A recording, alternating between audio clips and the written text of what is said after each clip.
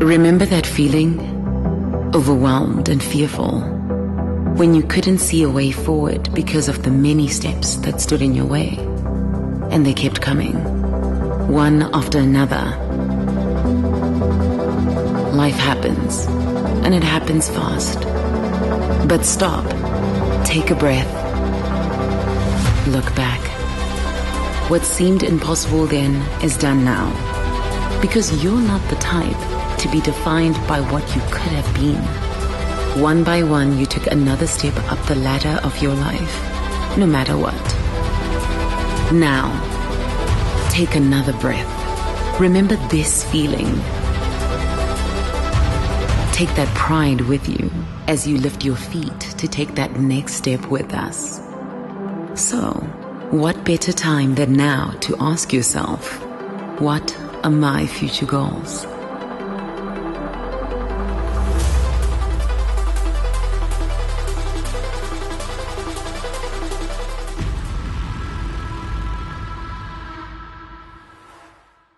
Good afternoon and welcome to the Young Professionals Inspiration Session.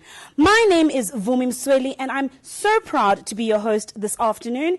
And our topic today is a fresh perspective to existing challenges, proudly brought to you by Nedbank.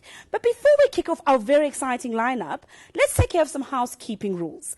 Number one, the very first thing today is all about interaction. So please make sure you're hashtagging Nedbank Young Pro on all our social media platforms and share with us your thoughts. And of course, we're going to have our gurus with us. So you might have a few questions. At the top left-hand corner of your screen at the moment, you can pose your questions right there. And of course, technology being technology. If for a moment I freeze, make sure to click the refresh button. Therefore, I'll be right back on your screens. And should for some reason you lose connectivity, don't worry. The session is being recorded and the recording will be made available to you. So I mentioned to you that I'm with some fabulous female gurus who know all about finance this afternoon. We're going to have Samke, Mhlongo, as well as Palesa, Lengolo. And to wrap up our afternoon, a little bit of a cocktail hour with Lesiba from Ulanga Bar. But before we go to that, I would like to have a warm welcome from Miss Grace Govender. Miss Grace Govender, she will be giving us a warm welcome, and she's the Nedbank Head of New Business Development for the retail banking business at Nedbank. She, in essence, is responsible for the co-creation, coordination, and implementation of key strategic initiatives. In essence, she is responsible to make sure that we effectively enable and support both staff and clients to achieve their personal and business goals. I give you Ms. Grace Govender. To our audience and special guests, welcome to our final Young Professional webinar of the year. Our topic for discussion today is to help prepare and manage the annual financial overload that one is likely to experience as we approach the festivities of the year.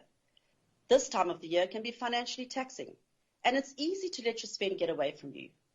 Taking into consideration the implications of the continued spread of the pandemic, coupled with the economic challenges that we will face, it is probably more appropriate and prudent now more than ever to seek advice from financial experts so that you can still enjoy the year end and the festivities and come back in 2021 not being over-indebted. At Nedbank, we understand these challenges, and our private banking experience not only offers you a dedicated relationship banker for your daily banking needs, but will also ensure that you're connected with specialists that help you navigate the various financing and investment options to guard against events that increase financial stress and mitigate those risks that sometimes is beyond your control. You can speak to your relationship banker about a range of topics aimed to provide financial assistance, but also to assist you map out a plan for the future.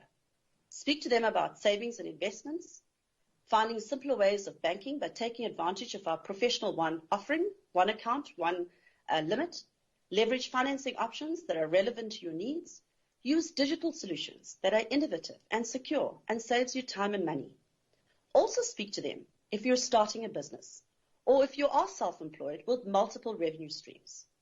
At Nedbank, our goal is to help you see money differently. And it is indeed a pleasure today to be joined by Palesa and Samke, who will be sharing with you ways of how to grow and manage money responsibly. I would like to encourage you to participate and embrace the learnings from the session today. Enjoy and be blessed during this time. Please reach out to our money experts. We look forward to hearing from you. Thank you. Thank you for that very warm welcome, Grace. How do you begin to make your money work for you? This is a tough question, and to tackle it will be Palesa. Palesa is a finance professional with over 10 years' experience in investments, banking, and accounting. She holds a qualification in financial information systems as well as accounting science. She's currently doing her postgrad in business administration, and she's a proud member of South African Business Accountants, and she's also the author of Stokvels. Palesa has won numerous awards, such as being a nominee for the Woman in Education of the Women of Stature Awards, recently being named one of South Africa's top 200 most influential young South Africans by the Mail and Guardian. So I will leave you in very capable Palesa's hands to answer that question.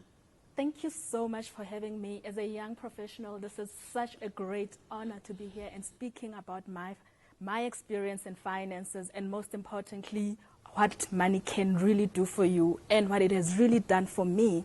I want to personalize this a bit, firstly by telling my money story, and as a young professional, the expectation after the reality of expectation after my qualification, and versus the reality that really faced me and really put a big egg in my face. So like everybody, I've got a typical story of a young South African woman that just came to Johannesburg to study, and then with the expectation that they'll get a good job and get a proper salary. What a surprise that was be. For me, first of all, the biggest surprise was the credit offers that came left and right and center the minute I got into the job market. And then secondly, the low salaries. We were one of those groups that really started very, very low, and we were surprised, especially because we were told that if you're studying, for example, accounting, and you're going to become a CA, you're going to have this great salary package. What a big surprise that was. Another myth that came across was the fact that just because you studied finance, you think you are financially literate. And because you're studying so much of corporate finance, we neglected our personal finances and ourselves. We took every credit that was in offer. We did everything that we were taught not to do in school or in our qualifications, which was such an eye-opener for me. So the mistakes and the investing knowledge that came within this journey for me was one of the biggest things that happened in my journey in terms of, because I made a lot of financial mistakes as a financial professional. And most of the time when you speak of your experience as a financial professional that you didn't do as great as it was, it's always like, but you studied finance. How can you not know what not to do and what not to be? Believe me, the reality of it is that as much as you are in the financial field, you still want the nice things. You still make debt problems. And that's why we still find people in insurance companies, in banking, still financially strained and still not managing their money well, no matter what their background is career-wise. So for me, the things that I had learned through those mistakes was, firstly, collaborating my financial resources with others, because I didn't have much at that time.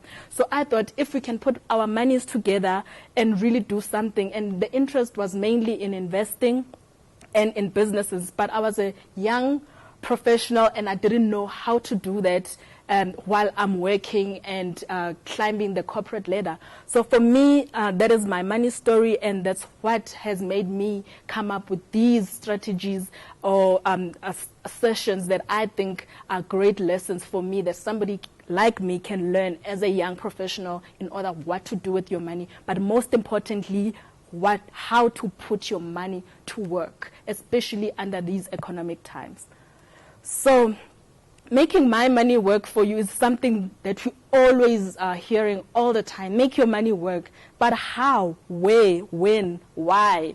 So everyone knows the best way to make money is to make your money actually work. But most of the time, we never know what does that actually mean and how can you make that happen. So how much money do you need before you can even get into this making your money work for you?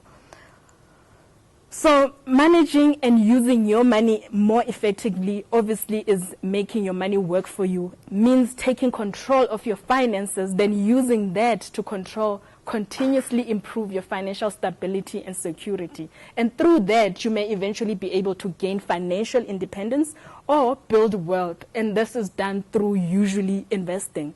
But neither of these things can happen without understanding where your money is going and learning better ways to use it and make it. We hear this all the time, but most of the time we get it so wrong. And that is budgeting, getting out of debt, saving for emergencies, investing, and creating other streams of income. So I know most of the time we think we are budgeting in our heads. I did this a lot as a young financial professional. I know how budgets work, so I don't need to do my own personal one. So I'll just calculate it in my head and it'd be fine. And that is one of my first mistakes that I made. You do actually need to make a budget as a young professional, especially if you just got into the field. So it's something that you hear a million times, but how many times do we actually get it right and actually stick to it? So putting together a budget is one of the best ways to start taking control of your finances. When you are budgeting and you are understanding where your money is coming from and you are purposely sending it to where you want to spend it and that's where the starting of making your money work for you. Then the second thing that I learned as a young professional was debt. Debt was such a norm to get into. I remember one of the days, I think it was only 3 months when you got into the career, and we were already getting a lot of credit offers, and very nice. I like clothes, so I got myself entanglement into a lot of debt because I got these offers all of a sudden. It's like they've got this big database where they call everybody and offer you debt. So I got into that, and this is one of my lessons, is that when you are in debt, you pay more than the actual cost of the debt because of the original. You pay more than the original price of whatever you are getting your debt into because of the interest payment. And therefore, debt means more money is not working for you. So it's a no-no in this context because it's going towards paying your interest, paying off your debt. By contrast allows you to take that money and redirect it towards other financial goals, such as investing. So for me, getting out of the debt was another lesson that I got as a young financial professional. Then saving for emergencies. Like a lot of people, I come from a black family. That were a lot of my siblings that still come from the back that were waiting for me. One of the reasons why I was such in a hurry to get into the field of professional was that so that I can support those that come behind me and those that come from home. So I got to a lot of almost what they call now black tax. And that for me, that was, had I saved something, I wouldn't been able to manage it much better in terms of if I saved, for me, that's what saving for emergencies also for. So unexpected expenses like your job loss, we know there's a lot of retrenchments right now, and any other financial emergencies can quickly send you into a new or more debt, even wiping out any progress you have made towards taking control of your money. Because creating an emergency fund, which is usually recommended at 3 to 6 months expenses value, is another way to make your money work for you, because it means you have planned for surprises that might come up, like black tax or something, a financial emergency. If any emergency does come out, you can put the money into that fund and fund that emergency. For me, that is also making your money work for you, because you have allocated certain money should anything happen for this, so that the money that you do put into work is not affected by the emergencies that you encounter. And then there is investing. Investing is my favorite thing that I learned through my journey as a professional. For me, I'm an investor at heart, but I didn't know that back then, but I know now. I've always wanted to see when I put in something greater coming out of that. And that is just a simple way of what I thought of investing is. When I did realize that actually the salary that I am getting is not actually going to sustain my lifestyle. So I will need something for the future. I don't want to live like this forever. And I'm not going to be always being able to change job after job. So what can I do with what I have right now in order for me to make this money that I have to work for me? And the first step was definitely investing. So it is one of the best way to make your money work for you. Because when you put your money into investment, it grows and it's owned through returns or increased value of that thing you have invested in. Investing is long-term, obviously, because it's a strategy of building wealth. The most successful investors will tell you that start early. So I would say start early as a young professional. Allow the money to grow for you for over the years. And investing comes with some risk, as long you know that it's better to spread the risk and look at things like your tax advantages in terms of accounts, things like your tax-free savings account or tax-free investments account, your shares, your ETFs, your bonds, real estate, businesses. Those things are things you need to look out to and start educating yourself into and start researching on those things in order to start your investment journey. I cannot stress enough how important it is to start your investing journey earlier as a professional, because you've got this tool, which is your salary or your income, that is constant enough that is allowing you to be able to do that. And then income streams, something that we don't really hear mostly about, especially as professionals, because we are so focused into our salaries that we forget that, especially in this day and age, that a salary is as risky as an entertainer out there having their money today and not knowing what's going to happen next month. A salary has become, just like any other income, risky. The economy is not great right now, and we know a lot of retrenchments are happening. So one of the things as a professional that you need to learn is managing your time in order to be able to get different types of income streams. Most professionals depend on the income, on the active income that we receive via a salary, which requires direct physical effort and time, which is great. But what are you doing with this great resource of money, which is a salary, to be able to get other streams of income? But you need to consider also the alternative passive income streams, because you are in an active type of a job. So passive streams are your passive income, which is money that flows in on a regular basis without much or any effort in you creating it. And it's also one of the best ways to make your money work for you. And activities in investing can be considered a form of passive income, because some investments like your shares or ETFs do pay dividends, which is part of an income stream, which can either be taken as an income or be reinvested to grow your value, either in shares or real estate. And still, it's still the preferred choice of most people of another streams of income. And these generate quite a long term of returns in their investments, and create also other streams of income, like getting your property to be rented out, using your other skills to be paid for that extra. We cannot be depending on only salaries in this day and age right now, because we actually don't have much of a choice because of the responsibilities and that do come with our jobs.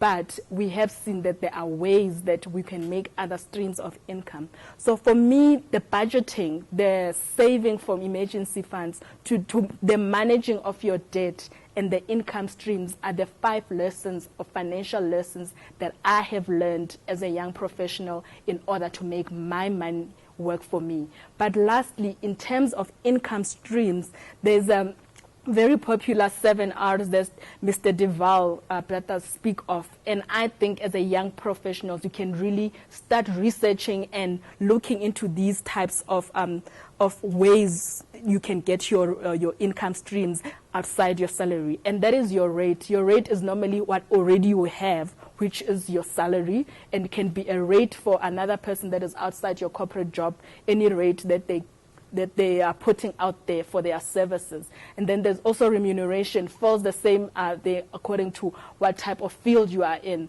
And then there's replication. A replication is also redoing something but still being able to pay for it. And then there's rent. That one is the most popular when you're investing in property. Rental income is usually it's a stream of income. And then there's royalty. Royalty is a great one when you've come up with something. I have a book. I get royalties from a book. It's a form of income streams. And there's the rights. Rights is something that originally came with you and you have patented it. And for anybody to use it, they have to pay you. It's a form of income stream. And then there's returns. Returns speak more about what you have invested in and getting returns out of that. These are just 7 of the income streams that most professionals can at least choose 3 of those, be able to do it while being able to build your career, which is very important. So I think start big, start small, and sweat your assets by making your money work, your hard-earned money work for you. And we cannot stress enough, we work too hard for our money not to work for you. That is coming from my book called Stockfells, How Can They Make Your Money Work for Me? Thank you. Thank you so much, Palesa. I hope you really learned how to make that money sweat. I love that analogy. With that said, as Palesa said, are you currently entangled with your debt? So a lady who's going to make sure you are detangled and you're managing your debt effectively is Samke Mhlongo. She's the founder of TNC Wealth Partners, a consultancy specializing in financial wellness.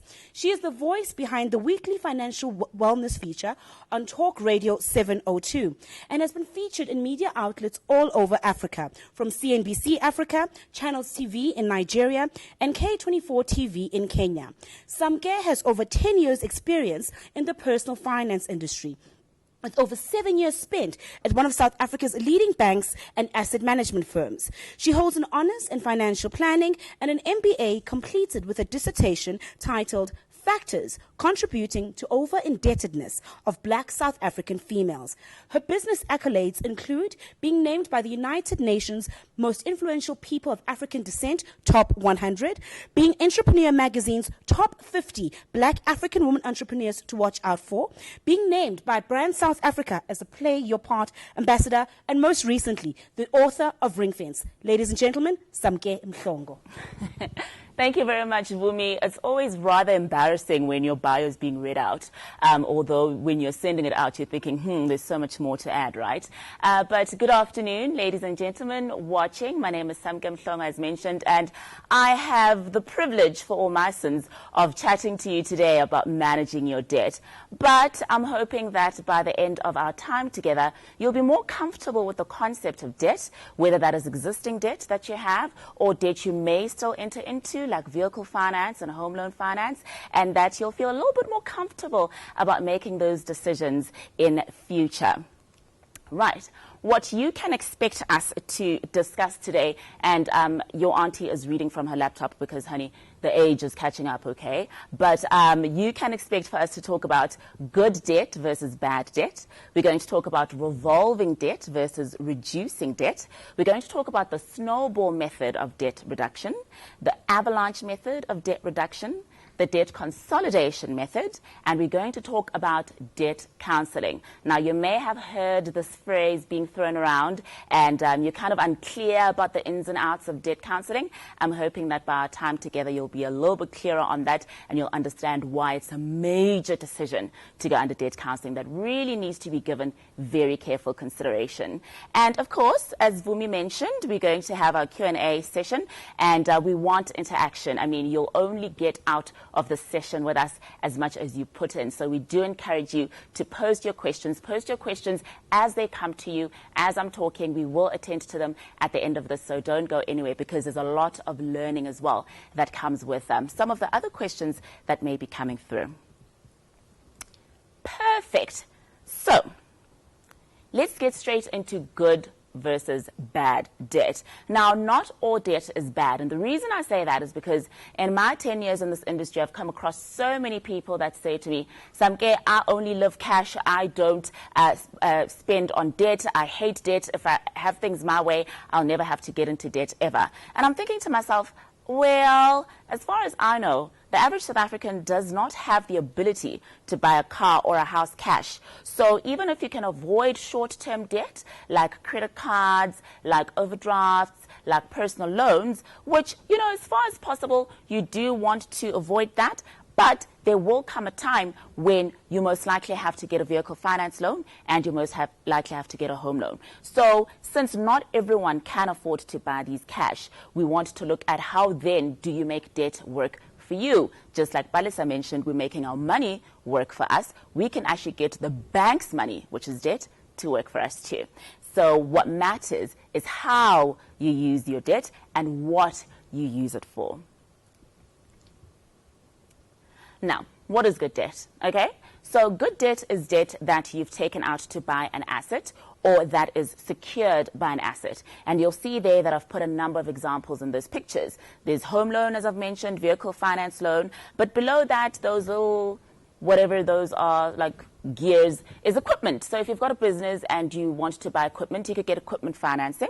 You can get financing for your shares, for your investments. You can actually take out a loan secured by your shares, and some banks will actually even allow you to take out a loan secured by your unit trust. So you can actually gear your investments to buy more investments. Of course, that is quite sophisticated. You want to do it with a professional. You're starting to get into the territory of margin calls and stuff like that. But I'm just letting you know, as part of the information gathering exercise, what exists in the debt universe. You can also look at land, agriculture, loans secured by land, and of course that gorgeous couple, some banks allow you to take out a loan against your pension. I would not advise it. Right, and what is bad debt? Okay, now bad debt is debt that you've taken out for consumption or emergencies and is not secured by an asset. So let's look at some examples. Again, your credit cards, your overdraft, that blue shark in the water, loan sharks, mashonisa, where you are taking out a student loan. I know that's a reality for many people. Store accounts, big no-no. And obviously rent debt as well. I put an office there. I can't even remember what that image is for, to be honest. Age. But anyway, you can sort of understand this is not secured by anything. And why would we say that debt taken out for consumption is bad debt in inverted commas? So for instance, if you are taking out debt to go on holiday, you don't have anything to show for that debt, and you haven't put the money you've taken from the bank into an asset that will continue paying you. That is why we say it is bad debt. Versus good debt, for instance, which would be a house where you're getting capital appreciation from that house, i.e. that house is growing in value. And of course, you've got accommodation, okay? Now, people are torn between whether or not vehicle financing or a car is good or bad debt. Because some people say a car is an expense, and some people say a car is an asset, because guess what? The returns I'm getting from a car is that I can stay at work longer, get a better promotion, or even get a better job, because some jobs require you to have a car. So the jury's still out on that. My take on it is that the cheapest alternative to fund your transport needs, for me, that's an asset, right? Because you're getting to work, you're earning a salary. But if you are now going for premium brands, when there's a perfectly good hatchback that could do, then that element is a luxury. That element would constitute a bad debt. So when it comes to finance, there's never a right or wrong answer. It's always an it depends situation, and you want that situation to actually be practical and unique to you, looking at your individual circumstances as opposed to going out into the world looking for universal answers. Finance is not universal, because as people, we're not universal. Our needs and our wants are not universal. So it's quite important to keep your decision making specific to you. Right. Let's go to reducing debt now. Now, the definition of reducing debt is debt that you cannot draw back up on again after you've made repayments. What are some examples? So, vehicle finance loan, for instance. You pay down your car over 60 months, 5 years, and you can't really use your vehicle loan as an overdraft, right? When it comes to home loans, okay? Some homes have an access bond facility, i.e., yes, you're paying down your bond, but you can actually draw it back up the amount you've repaid again. Banks are comfortable doing this because guess what? Even the asset that they've used to secure that loan is growing in value. So they're comfortable to allow you to dip in and out, obviously subject to certain terms and conditions. You want to make sure that you understand the terms and conditions attached to your property finance, because not all home loans are access bonds. Sometimes, especially if you want to get into the property game and you're buying an investment property, you're buying property as stock, you're buying a number of apartments, then the banks won't allow you to have the access bond feature on that. So you just want to make sure that, again, you understand what product you have, right? So that's just an example of reducing debt. Let's look at the pros and cons of reducing debt. The pros and cons are that the repayment is a straight line amortization. Please don't freak out. I know that I'm starting to use financial lingo, but basically it just means that you're paying it down and you know that with each payment your debt is reducing, okay? So it's a straight line. The pro is that the repayment of such loans is easier to manage. All you need to do is make sure you're not missing a debit order, okay? The con is that these loans provide little flexibility during times of reduced cash flows. For instance, we know now 2020 brought us COVID-19, a number of people were retrenched, a number of people were on impaired incomes or lower incomes, and they needed to access some cash flow. Those people that had access to access bonds or to overdrafts could use monies sitting in those products to buy themselves some time to either try and get another job or try and pivot their offering, if they're self-employed, to digital and virtual, something that I know I had to do, whilst and buy themselves time whilst they rearrange their life and try and position themselves to earn an income again. Okay, so that is a con with reducing debt, in that you cannot access that cash. All right. Some examples, as I've mentioned: student loans, vehicle finance. Home loans can either be reducing or revolving. Okay, we've spoken about that. Now that we've looked at reducing debt, let's look at revolving debt. Right. Revolving debt is debt that you can draw back up on after making a payment or reducing the balance to a certain percentage. An example: some personal loans allow you to actually draw back up to 100%, i.e. the full limit, once you've repaid that loan down to 80%.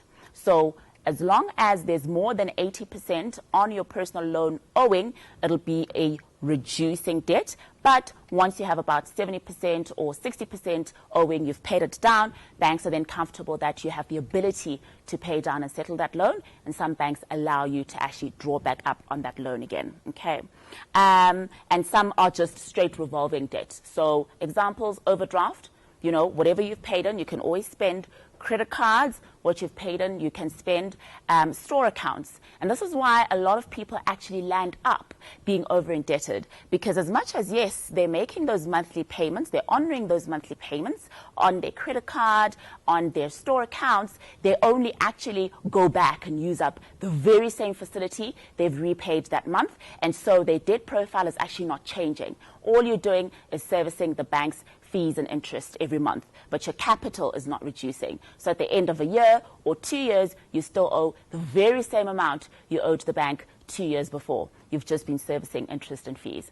That is why reducing debt, if you don't know how to manage debt, can be quite tricky to settle and manage. And that is why I hear a lot of people saying, oh, the banks and the financial industry trap us into debt, because if you're going to build up your credit score, you need to first have a store account, or you need to first have a phone contract and stuff like that. And the thing is this: before a bank gives you hundreds of thousands of rands for a car, or hundreds of thousands and millions of rands for a car, of a house, they want to see what your debt management profile is. So they say, guess what? Start with a type of debt that is very small in nature and amount, which is typically your unsecured debt or your revolving debt, okay? So your credit cards, store account, etc.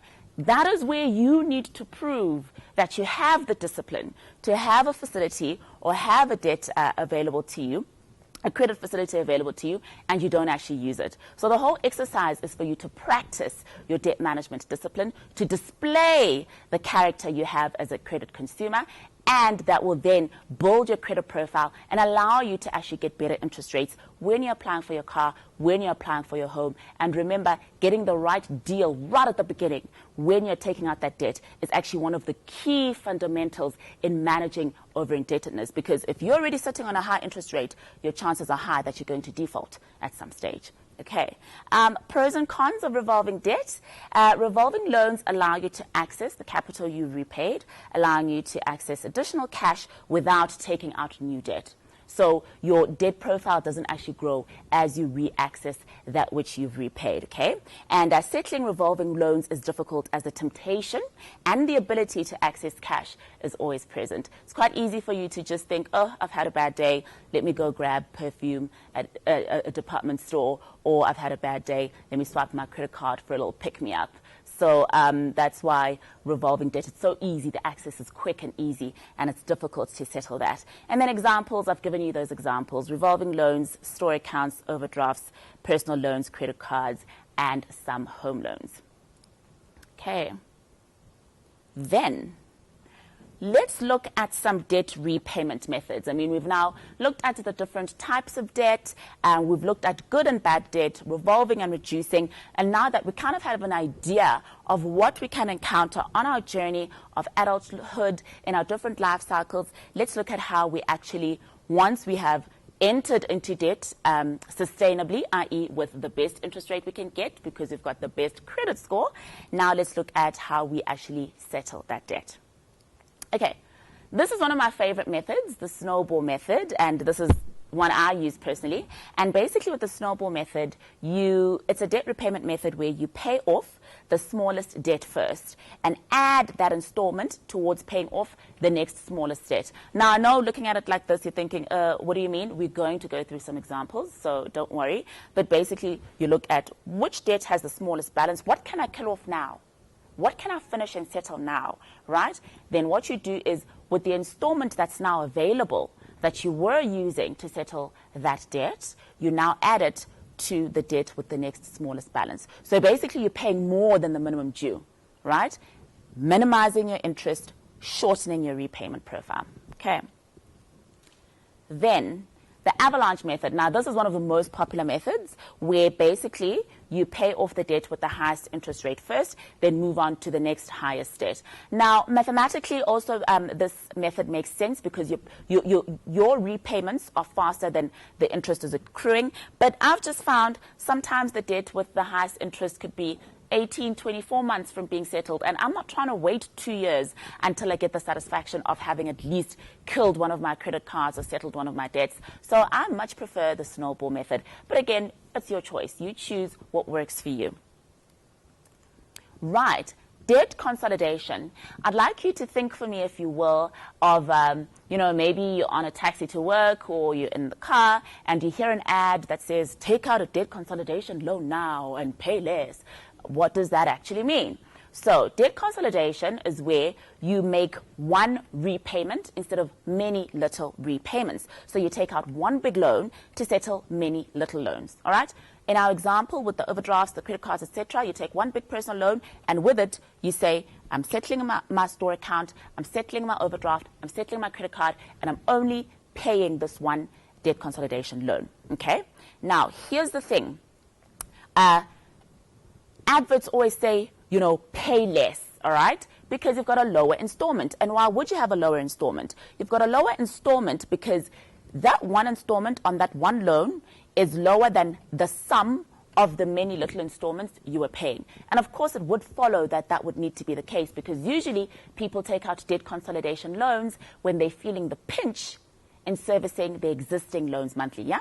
So if the total of your unsecured loans is, let's say, 5,000 Rand a month, but you can get a debt consolidation loan for 3,500 Rand a month, of course that's going to look attractive and you're going to take it out. But do you really pay less? Now, here's the difference and the kicker. There's a difference between paying a lower amount and paying less in the debt. What do I mean? You pay a lower amount, but you pay more in total in terms of your total repayment because you're paying interest and fees on the consolidation loan over a longer period. usually a consolidation loan will be longer than the term of the short-term loan. So now you're paying a low installment, yes, but it's over 2 years, 3 years, 4 years.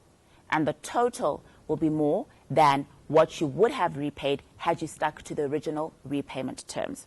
So that's just something to consider before getting into a debt consolidation loan. But let's look at some examples of these repayment methods in practice. Okay, let's consider the scenario, and I hope you can all see it on your screens. Different types of debt: overdraft, personal loan, credit card, store account, and the total balance owing 70,000 Rand. Yikes, that is quite big, okay? So what's the monthly installment on an overdraft? Who knows? There's a minimum due, but you don't even usually, and that's usually settled by your salary coming in, because your overdraft is attached to your checking account. Your salary comes in, settles the overdraft, and you spend your money, spend the bank's money, and sort of repeat, wash and repeat, you know, until death do us part. But anyway, okay, so on your overdraft, your interest rate is 18%. The original term is revolving. There is no term on an overdraft. As long as you're honoring the overdraft, as long as there's money servicing the overdraft is available to you, okay? So personal loan, that one usually has a fixed term. So that's the original term, 36 months, to make an example. And on a balance of 20,000 Rand, let's say your monthly installment is 750, interest rate of 20%, you've got 24 months to go, 2 years to go. Great. Credit card, again, will have a monthly installment made up of capital and interest. That's your balance owing 10,000, monthly installment 190. There's your interest rate 16.5, but again, it's revolving. As long as you're servicing it, that facility is available, all right? And then your store account, and the total is 70. But now, we want to actually repay and settle this debt. So, step one, we're going to set a time-based goal, because attaching a time frame to when you'd like to settle your debt will allow you to convert a revolving loan to a reducing loan. So now you're taking control of a loan that usually just goes into perpetuity, or a debt that usually just exists into perpetuity. And by saying, I'd like to settle this debt by time X, you then are able to calculate an installment based on the balance and the time you'd like to settle that debt by, giving you an idea of A, your affordability to do that, or B, how much longer you'd need to adjust the time frame by. All right, so let's have a look. That was your original debt management profile, right? So the term was revolving. And this is what I'd like you guys to look at. That last column, term to go, revolving. It's always there. But here's the thing. If you attach a time frame, okay, then, and I've just made examples here, 18 months, 24 months, 6 months, 12 months. And again, you want to be realistic based on your free cash flow. So how much cash you have to contribute towards settling this debt, and also with regards to the balance you're owing. Don't set your goal where you'll fail at, okay, by saying, I want to kill all my debt in 3 months' time. Number one, how much debt do you have? Number two, how much free cash do you have to contribute as an installment towards repaying that debt? So be realistic with yourself as well, so you're not setting goals where you'll fail and then start to feel overwhelmed by your debt position, right? So looking at our time-based management profile, we see that the overdraft all of a sudden has an installment. And that installment, it's important to note, is an installment that once you've repaid, you need to ensure you don't use again, because you want to be settling and lowering the capital each time with that amount, okay? So with your balance owing of 25,000 Rand, it would take an installment of 1,500 over 18 months to settle it, okay? With a personal loan of 20,000 owing, it would take 24 months, paying 750 would take 24 months to settle it, etc., etc., the examples go. Now, step two, we've looked at how step one, you must attach a time frame. Step two, you must select a repayment method that works for you. So there's no right or wrong. You choose what works for you. But let's look at it practically. Same repayment profile. If you're choosing the snowball method, it follows that the credit card is the debt that you would start with in settling, because it's got the smallest balance. You then go to the store account, then the personal loan, then the overdraft. Okay? How does this contrast and compare to the avalanche method?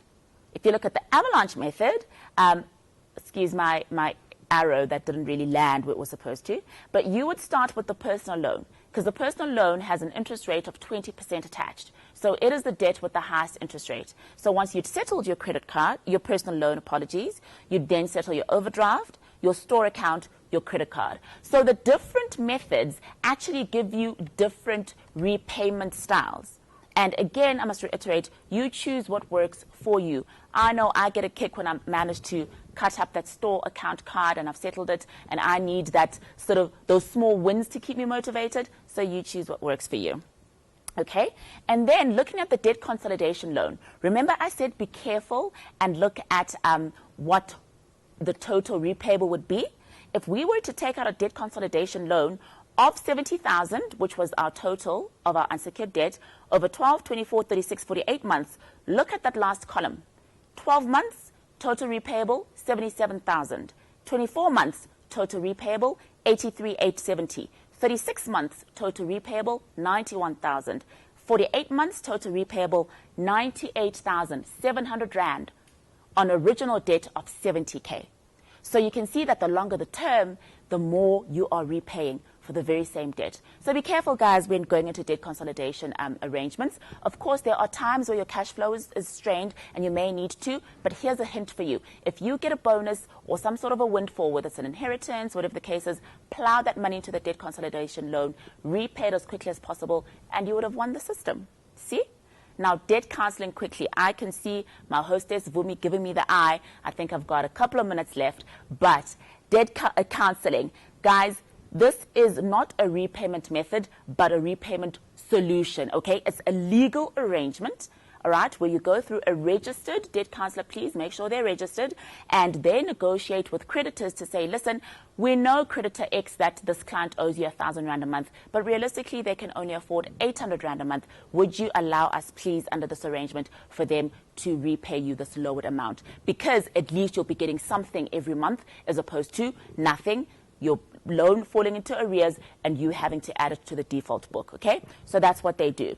Then, once all the creditors have agreed and said, okay, fine, we'll allow this client to repay this lower amount, then the debt counselor goes to a master of a high court to get approval for you to be put under debt review. But individuals can't represent themselves in court. There needs to be an advocate.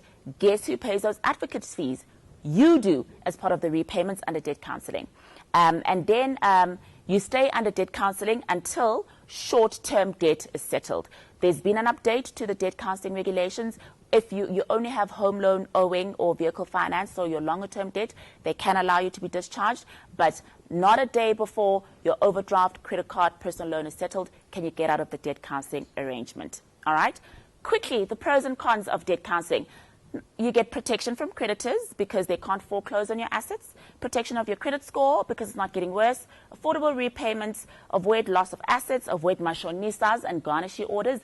That's when your debt repayment is actually taken from your salary. Not a good look with your employer. And you have peace of mind, okay? Some of the cons, there's additional fees, because now there's the debt counselor's monthly management fee, there's the advocate's fees, on top of the capital and the interest you're paying on your debt. You can't take out a single rand of additional debt while you're under debt counseling. All your short-term debt must be settled before you can be discharged, and it may affect your employment prospects. So some recruiters will say if you're under debt counseling, unfortunately for the type of role, especially it's role-specific, especially where you're working with money, then some roles won't allow you to interview or apply or hold those positions if you're currently under debt counseling. So again, be very careful, guys, and beware of rogue debt counselors, okay? They're out there. Think carefully, get referrals, make sure they're registered before you take that decision. Oh, and my time is up. And just in the nick of time, actually. Thank you so much, Samke, for really helping us detangle the entanglement of debt. Right now, we're going to go to question and answers. If you haven't already posed your questions, top left-hand side of your screen, you can pose your questions. So I'll kick off with our very first question. Palesa, this is to you. Hi, Palesa. It's Dika from Lengolo. I resonate with personalizing money like that. Black tax is a hinder to see money differently. How can we see money differently in the world of many expectations? Very good question. So first of all, one thing that black tax, as the black tax people, we don't communicate. A lot of times that when I've seen a lot of people who would have said, yes, I am struggling with a black tax, there's always one common factor: communication and living to that expectation. So let me make an example. You've been sending home 2,000 per month every month, and then something happens in your personal finances that's not allowing you to do that.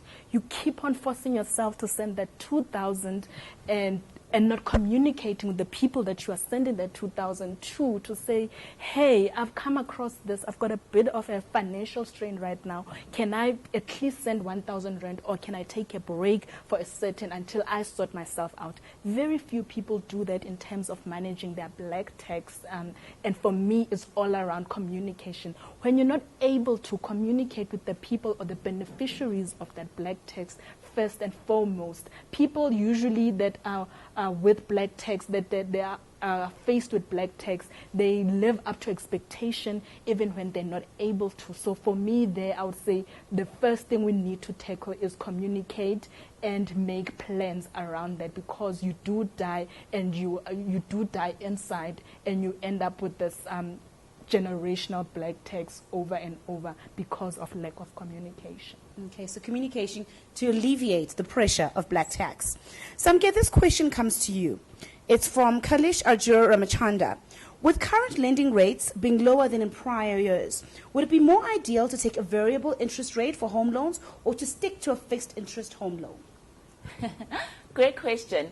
A lot of people think that when it comes to fixed interest rates, you fix at the going rate. No. When you want to fix a rate, the bank will quote you that this is the interest rate we'll fix at. What they do is that they look at the bond yield curves, they look at the forecast for where interest rates will be, and then they tell you this is where we'd like to fix based on the forecast. Now, think about when you're at a casino and gambling. The house kind of always wins. So I would say think carefully before you fix your interest rate, because the bank has, number one, more information at their disposal than you would. But number two, you can actually determine what the interest rate on your vehicle finance and your home loan is by pegging your installments such that you work backwards and say, if I wanted this interest rate to be X, what installment would I need to pay to ensure that X amount of an interest accrues on this debt, which then translates to this interest rate. Remember that interest is the rent you pay on your money nightly,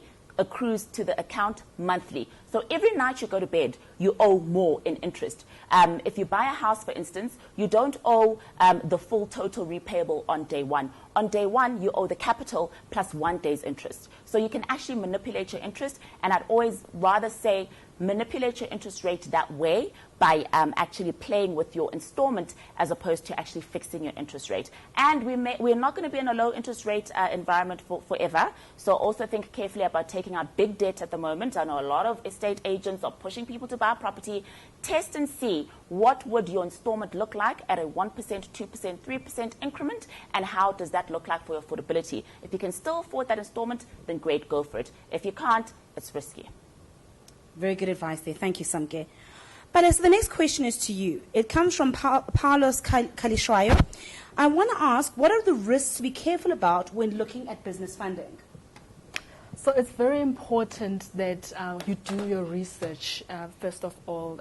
There's been a lot of funding opportunities that are out there. I mean, there's even community capital funding. So as Samke has taught us, in terms of checking your credit, now funding also goes into your personal credit checks. So you must know that how credit works in order for you to be able to look at business funding. So the basic of understanding how credit works will be able for you to be able to, when you're doing your research, know that this business funding will work for me. This type of business funding will work for me. Remember, depending on the type of business that you are into will determine what type of funding you would want to. There's banks, there's development banks, there's community capital, there's angel investing. So you need to know as a business which one will be suitable for me to be able to get funding from. So you need to do your own research to see that suitability. So it's not just let me go to the bank and get business funding. Now you are able to explore other options of funding that are legal, and most importantly, understanding the credit and how credit works. Know your business, know your credit, in order to know what space to utilize, what platform to utilize to gather that funding. Thank you for that. Samke, I wanted to know if I take out a home loan and then maybe in 3 months I pay back the full amount in cash, what will the effect be on my credit score, and will it be bad? From Faiz Naidu. Great question again. So, yes, first and foremost, you want to see if there are any early termination fees attached to your home loan, because with most home loans, a bank will want you to give 3 months notice before you actually settle, rather cancel your bond. So you can actually settle your bond, like leave 100 Rand owing and then leave that facility open. But more to your question, it won't negatively or positively impact your credit score in the short term. But what it will do in the long term is that it'll show your debit orders as being paid up for every month that your home loan is paid up. So it's going to sort of tick along as it would have if you were making those repayments monthly. The only thing you'd want to consider there with regards to early repayment or settlement of your home loan is just the early termination fees. But from a credit scoring point of view, it's neither here nor there. Thanks, Sam. I've got a follow-up question for you. It's from Kgaleletso Tlohale. Samke, wouldn't debt counseling affect you in the future? The next time you need to get a loan of some sorts, is there a register your name goes into when you get onto debt counseling? Whilst you're under debt counseling, you can't take out additional debt. But once you've been discharged from debt counseling, then banks cannot really discriminate against you because of that. You've been rehabilitated. People wouldn't be able to get financing ever again then, or would be permanently prejudiced against if forevermore there's this black mark against your name. It's very different to having a judgment against your name on your, let's say, on your credit report, which is why before you get to the default and judgment stage, you'd rather then either look at a consolidation option or look at going under debt counseling. And that's the whole point of debt counseling, to avoid you facing challenges in future with regards to you accessing credit. And so the answer is a simple no, it does not affect you in future. Thank you for that, Sam. And our final question is from Palesa. So I think it's your namesake, so I'll throw it through to you. And Palesa Mokolokolo asks, if I buy a bond, scenario 100,000 Rand, the interest is 20% with an installment of 1,200 for 48 months. Oh, I want this bond. You must have done very well. And she says, if you manage to pay extra every month, does the total amount of the interest charged over the agreed period minimize? Definitely it does. So from that already, the bond, as Samke said, is calculated on a daily basis. So the best way to tackle it is actually to pay extra more, and that is decreasing the actual capital amount. If you pay more and you pay earlier, so that's how you decrease it. So for me, most of the time when it comes to the bond payments, I always say, and Samke can correct me here, is that paying more installment not only decreases your bond capital, it also decreases the period that you've been paying for. So you're also decreasing the years of the thing. So pay more, definitely. Thank you for that. So that's it from our fabulous financial gurus. Thank you so much, ladies, for taking out the time and sharing your expertise with us. So if you're at home right now, you're probably thinking, Vumi, ki December. How am I going to cope? Now I've got budgeting to do. I'm going to have no fun. Do not go away. It is December, so we have a very special surprise for you. In essence, you're going to sit down and learn how to enjoy your cocktails, stay safe in the comfort of your own home while looking after your budget. So I will be joined by Lesiba from Ulanga Bars. So grab a drink at home and see you just now. So if you're anything like me, those insights have making your head spin just a little bit. A lot of information, and you're probably thinking, I need this to simmer a little bit. I would love a drink. So welcome to the Nedbank Young Pro Bar, and I am with Lesiba. Hello, Lesiba. Hello. From Ulanga Bar. Before we kick off, I'm going to sanitize. So Lesiba, tell me all about Ulanga Bar. Well, Ulanga Bar is a mobile bar. We bring everything to you, everywhere and anywhere. And we've been around for 4 years, and this has been a life-changing year for us. So you're coronavirus friendly because you come to the comfort of my own home. Yes, we bring the mixer box to you. Okay. So this is the mixer box, and basically it has the tools and the ingredients to make cocktails, and it gets delivered to your door. And then what we'll do is we'll show you how to make the cocktails virtually. That is amazing. Yeah, so you either Zoom or whatever. So you don't have to platform. worry about drinking and driving. You don't have to worry about catching the Rona or the vid, because you 100%. will bring the good time to my home. Yes, 100%. And it's got all the delicious tools and the ingredients to make beautiful cocktails. Perfect. So talk to me, what cocktail are we making today? So we're making 2 cocktails, a gin and tonic. Just in Everybody's time. favorite. I know you guys are sitting at home already like it's Pulsa Thursday. Let's go with the gin and tonic. Yes. What's the second one? And maybe if you have a guy over, you have a whiskey cocktail. Ooh, okay. Yeah. You're speaking my language. Yes. So let us kick off. All right, so I'm going to start with the basics. A gin and tonic, as you see at home or anywhere at a party, people always putting lettuce, tomatoes, all these little things. Vegetables and fruits. Yeah.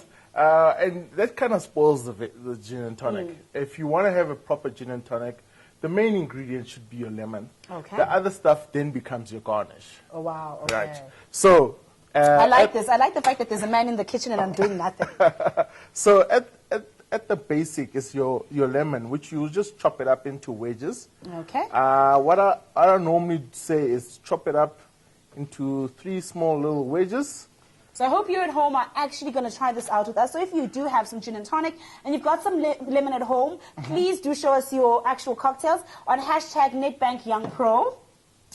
Right. So, Ooh, so you need some help? Yeah, I got it. Awesome. So what also you want to do is then flavor it up. So that's why a lot of people would always flavor their tonics up. If you're at home and you've got a bit of jam, for instance. Jam. Like I like jam. that. That's a savings budget. I love that. Yeah, you can because I use- think the Rona's really put a lot of financial pressure on all of us. So anything you can use at home, not just lemon, but also jam. Yeah, you can use a tot of jam. So Okay. it's for like, if you go to a hotel, they give you those little jam. Takeaway ones, the little Takeaway ones. ones, yeah. Then you've got your actual gin. Okay, I forgot. So I like the fact that you started your own business and really started looking at other revenue streams, Yeah. right? What made you think, out of everything that I'm going to use to make money, a good time, a bar is what I'm going to start?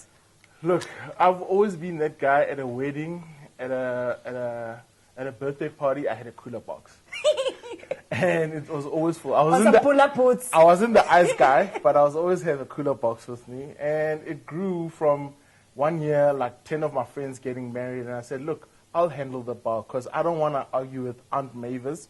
There's the key in her bosom to say, can I have one more beer? So I handle the bars, and that's how it took off. And So you took something you were passionate about to get some revenue going for yourself. yeah. So my Nedbankers, are you thinking about what is it that you're passionate about that could generate a little bit more revenue for you this December? Right, so you got your gin in there, you got your jam or your syrup, and you put some little bit of ice. With ice. Okay, now you can use a jam jar, a mason jar, to make this shaker. Okay. When you do it with our mixer box, we give you that as well. Okay, awesome. So you give it a good shake. You're making me go on holiday here. Like I'm already in Cuba. Give it a good shake. Mix it all nice together. Ooh, yes. All right. So now everything is mixed together nicely. And then you want to have your tonic. Now, a lot of people will pour in tonic just in J. Is there a methodology to pour in the tonic? There's a Okay. methodology. Show us your ways. Show us What your I ways. always say, if you see it at a restaurant or a pub, they always put it and then pour a little bit. And then, stir it a bit. That allows you to then say, taste it a bit and say, it's a little sweet, or it's a little bitter, then pour a little bit more. So until you get to know which... So you measure for yourself what's your palate. Exactly. Okay, so garnish is very important. I think this is my favorite part, making things look pretty. Yeah. So always put a garnish. That's it. Awesome. Yeah. Simple, classic gin and tonic. So how's it going with your gin and tonic at home? Hashtag Nedbank Young Pro, let us know. And now for our second cocktail. Yeah. Ooh, this smells amazing. I'm going to wait. I want to see the second one. Just now I go from gin and tonic to whiskey. Now, whiskey is very simple.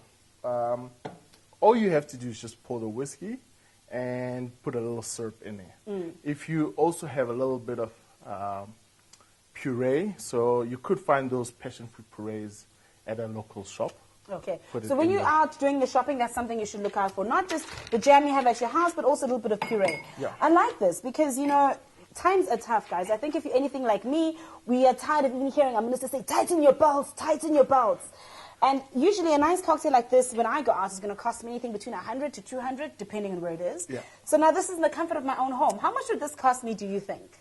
In the comfort of your own home, with our mixer box, it's about 290 rand. And that's a lot of cocktails. That's a That's lot a whole night's worth of cocktails. Yeah, you can invite your friends over and you can have some good fun. Keeping social distancing, of course. Of course, 100%. So all of a sudden, what would have cost you just one drink is your whole evening done.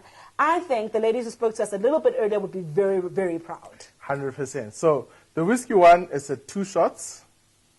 Yes, double the fun. Double the fun. Mm-hmm. And then 1 shot of the syrup.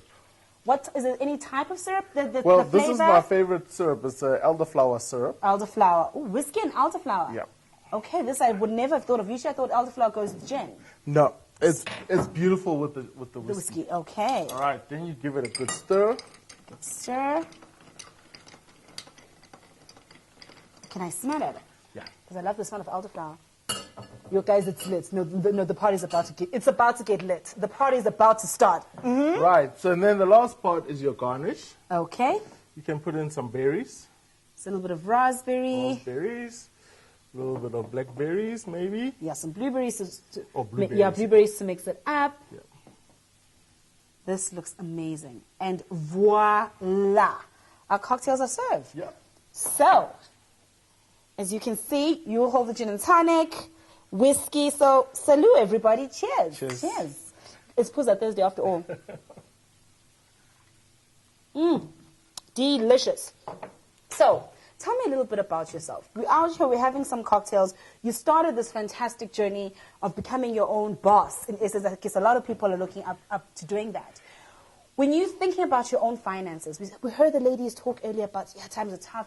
These are some tips, these are some tricks that I've done to secure my financial future. What have you been up to in trying to secure your financial future?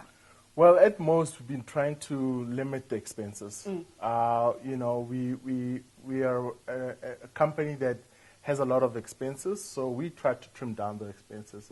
We'll be cutting down on unnecessary trips or unnecessary expenditure. Or drinking from home? Or drinking from home. And that's what has kept us alive for this whole corona. So I've got a very interesting question. As a barman, what drink would you say describes you? Give me the ingredients and I'll try guess the drink. Well, short glass. Short glass, okay. Made in Scotland. Okay, so we're talking whiskey, Irish whiskey, obviously. Yes. Scottish whiskey. Scottish whiskey, sorry, not Irish. And sometimes with a little bit of ice, sometimes neat. Really? Yeah. No tonics, nothing to mix it up? No, I just love a neat drink. So you like things crisp, clear, high quality. Yeah. Something tells me your drinks are put away a little bit of money kind of drinks. If all we need is a little bit of ice, we just need Celebratory drinks. celebratory drinks. Yeah. So from us to you, happy celebrating. Happy Puza Thursday, everybody. Hashtag Nedbank Young Pro. December sure is going to be a little bit different on a budget, but I'm sure you've really, really enjoyed and learned as much as I have in these sessions. It's Young Professionals Inspiration Sessions, and I'm definitely inspired and a lot more educated. I hope you stay safe, you have a fabulous December, and of course, look after yourself and look after your finances. My name is Vumi Msweli, and I look forward to hearing on hashtag Nedbank Young Pro how well you've been doing this December.